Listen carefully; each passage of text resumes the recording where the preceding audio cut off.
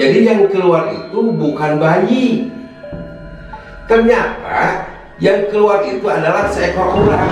Dari samping itu muncul lagi si ular tersebut sambil bilang, gimana, udah aja anak yang dikandung itu dikasihkan kepada saya.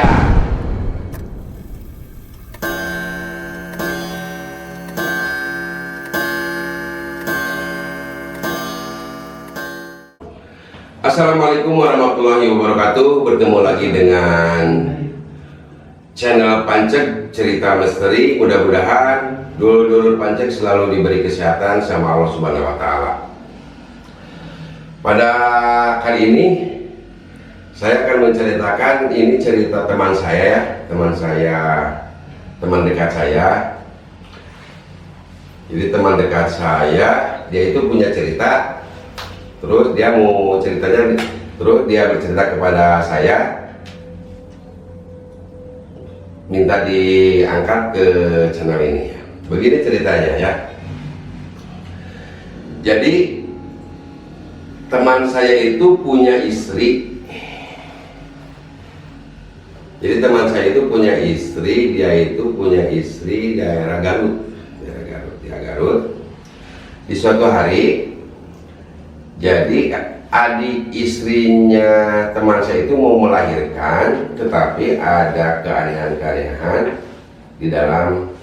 di perjalanan melahirkan itu ya. Terus berangkatlah teman saya ke sana untuk menjaga atau membantu, karena teman saya ini kalau bisa dibilang itu orangnya uragan. Dia itu terlalu polos, mungkinnya terlalu polos ya. Setelah sampai di sana, terus dia melihat adik ipar itu yang melahirkan itu, dia itu ada kejanggalan begini. Jadi udah 9 bulan, tapi belum waktunya untuk melahirkan. Tetapi selalu keluar kotor itu apa?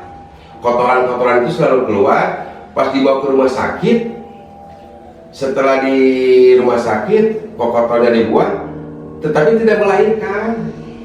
Jadi selama tiga kali itu terus begitu. Pas suatu malam itu mungkin jam 9 mulai kerasa lagi. Jadi teman saya itu ikut berdoa ya, karena mau melahirkan. Pas sekitar jam 10 keluarlah kotoran itu, tetapi kotorannya itu bau sama apa itu, kayak ada daging yang hancur busuk gitu. Baunya itu pokoknya bau.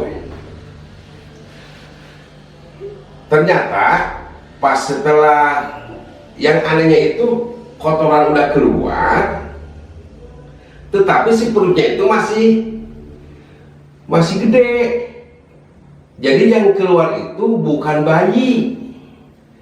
Ternyata yang keluar itu adalah seekor ular. Jadi ular itu kayak berdiri sambil, menurut teman saya itu ngomongnya itu begini, saya itu mau keluar dari udah lama, menurut mah. Jadi kalau bahasa Sundanya mah nuhun, udah dikeluarin gitu. Terus si ular itu pergi, tetapi si adik iparnya itu nggak melahirkan. Terus si teman saya itu nanya sama kalau ini Nek, kenapa sampai terjadi begini? Karena itu kalau dibilang dari kampung itu, nenek itu bisa disebutnya itu dukun beranak. Dia itu mengerti tentang kelahiran. Si nenek itu pas ditanya sama teman saya, bukan menjawab, tapi dia itu minta maaf sama menangis, sampai bilang begini, itu akibat ucapan saya, karena cucu-cucu yang lain tidak berani sama saya bilang kasar gitu ya. Tetapi yang cucu ini yang adik iparnya teman saya itu, dia itu berani marah-marahin neneknya, sampai neneknya itu mengeluarkan kata-kata begini pas adik iparnya teman saya itu mengandung sekitar sebulan sama nenek sama nininya itu dikasih ramuan supaya janinnya itu hancur, sama bilang begini, saya kalau bahasa Sunda sebakan, kalau sebakan bahasa Indonesia itu saya kasihkan sama ular.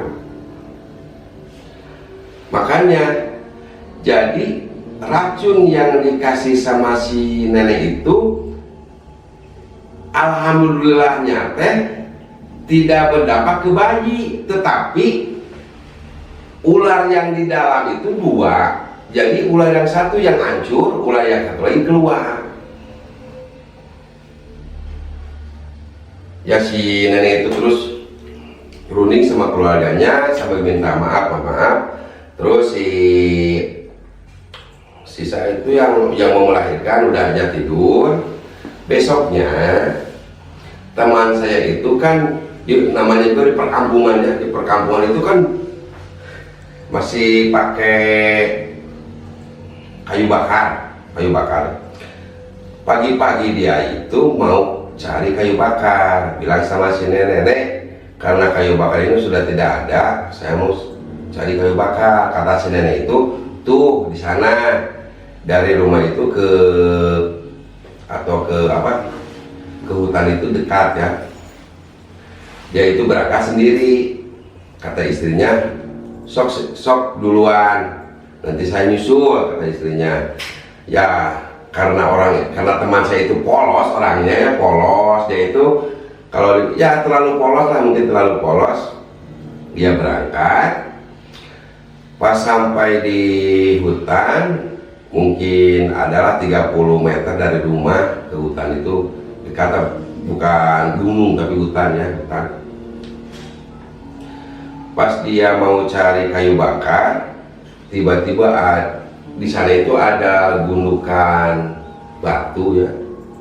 Dia itu duduk di sana sambil bilang begini, kalau bahasa Sundanya itu suaban ya, sompral atau sombong gitu ya.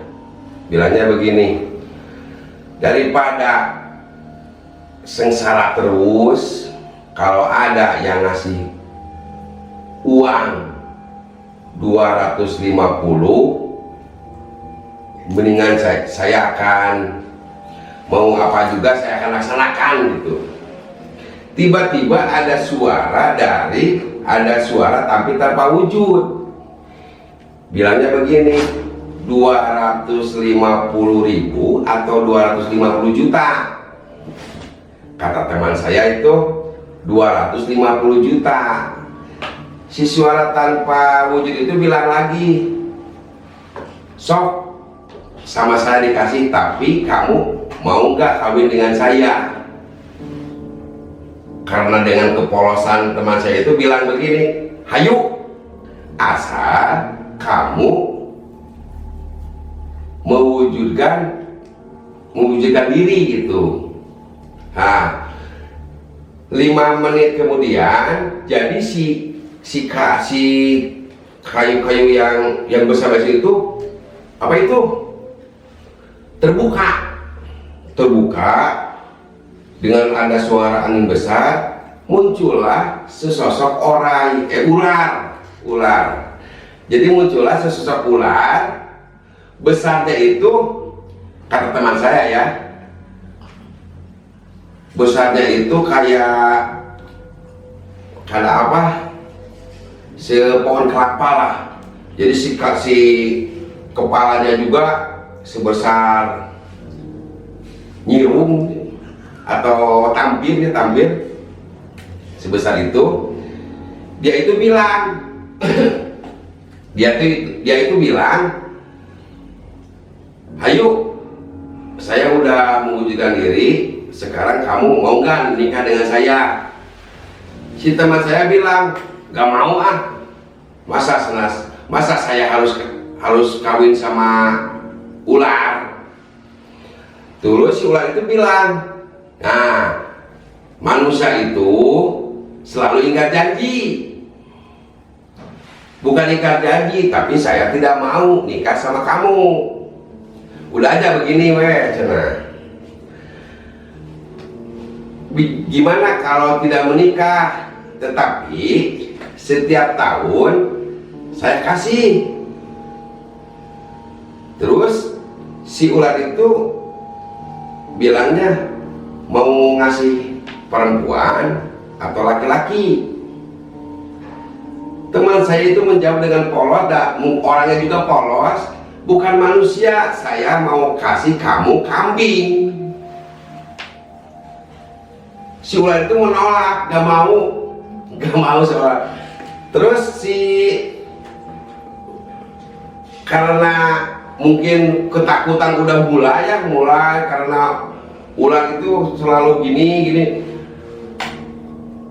doa apa yang harus dibaca, karena dia itu tidak mengaji ya, tidak mengemas santren gitu. Cuma dia itu ujuk-ujuk dia itu ingat Adam. Pas dia Adam, si ular itu menghilang. Jadi si ular itu mendengar Adam itu takut, menghilang. Tak lama kemudian datang istrinya menyusul untuk ngambil kayu bakar. Si istrinya itu duduk di batu tersebut. Tiba-tiba si istrinya itu kesurupan. Terus teman saya juga bingung lagi, doa apa yang harus bisa menyembuhkan kesurupan. Dia itu adan lagi. Setelah adan, istrinya itu sadar, terus sembuh. Terus kata si teman saya, "Ayo cepatlah kita pulang beres-beres." Wah, si kayu itu terus larilah ke rumah. Setelah sampai di rumah, dia itu mungkin lelah ya, istirahat. Pas sekitar pada maghrib, mungkin jam 5 atau setengah 6 ya. Dia itu kan kalau di kampung itu ada seperti itu. Kalau Sunda mah, kalau di sini golodok itu tempat duduk tapi yang terbuat dari kayu kan.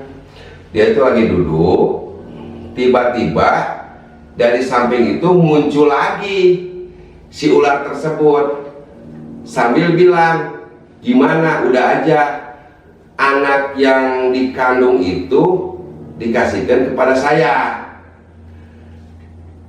Teman saya itu kaget, ambil sapu sama sikat, terus si ular itu dilempar sama sapu sama sikat tersebut, lari. Jadi ular juga takut sama sapu sama sikat. Pas udah lari, gak ada, malam-malam muncul lagi ular itu, tetap menagih janji. Jadi kalau kamu tidak mau nikah dengan saya, anak yang lagi dikandung mau dibawa sama saya. Nah, mungkin karena teman saya itu takut terjadi sesuatu yang tidak diinginkan. Dia bilang sama neneknya, "Nek, saya mendapat kejadian begini." Terus kata si nenek, "Kamu itu kenapa tuh bilang gitu?" Ternyata si kakeknya juga hilangnya dari kampung itu diambil sama orang tersebut, karena si kaki juga ingkar janji. Si kakeknya juga ingat janji mau ngasih tumbang tetapi tidak ngasih, jadi diambil sama ular tersebut. Karena dia itu membawa pasien pesugihan, janjinya mau ngasih tumbal tetapi tidak, maka dari itu si kakeklah yang diambil. Terus si neneknya bilang sama teman saya, jadi kamu jangan terlalu di sini, jangan terlalu berani karena di sini itu darahnya masih angker. Terus si nenek bilang, awas kalau kamu ke tajuk yang di bawah, kamu kalau sudah melakukan sholat jangan sekali-kali kamu tidur, karena kalau yang tidur di tajuk itu pasti akan didatangi sama siluman ular itu. Terus karena teman saya itu agak mungkin nakal ya, dia itu setelah sholat maghrib dia pergi ke tajuk, terus dia setelah sholat dia malah tiduran sampai dia itu tidur. Di dalam tidurnya dia itu bermimpi didatangi sama siluman ular. Siluman ular itu mau dinikahi sama teman saya. Untungnya sebelum teman saya itu dibawa ya, ada warga di sana melakukan sholat, terus di teman saya itu dibangunin, bangun. Kenapa kamu tidur di sini? Apa kamu tidak dikasih tahu sama mertua kamu? Karena tajuk ini, kalau tidur di tajuk ini pasti akan didatangi sama siluman ular. Si teman saya bangun, terus dia itu cepat-cepat pulang. Setelah pulang, dia bilang sama neneknya, "Nek, barusan gini." Terus si nenek marah. Kamu itu nggak bisa dibilangin, kamu itu kalau bahasa Sunda bohong. Disuruh jangan tidur sana malah tidur. Terus dikasih wejangan sama si nenek. Cepatnya cerita, sekitar pukul jam 1 tiba-tiba ada yang mengetuk pintu. Kata teman saya itu ada yang mengetuk pintu. "Nek, siapa?" Kata si nenek itu, "Ayo kamu buka." Gak mau nek, takut. Terus kata si nenek, "Jangan dibuka pintu, kamu lihat aja lewat kaca." Pas dilihat lewat kaca, ternyata yang mengetuk pintu itu ekornya ular. Dia itu ngetuk pintu, si ularnya itu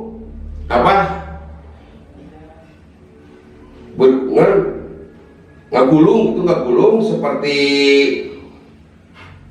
sepertinya di halaman rumah itu sebesar ya, kalau itu tangkal pohon kelapa, tetapi si ekornya itu terus ngetuk pintu.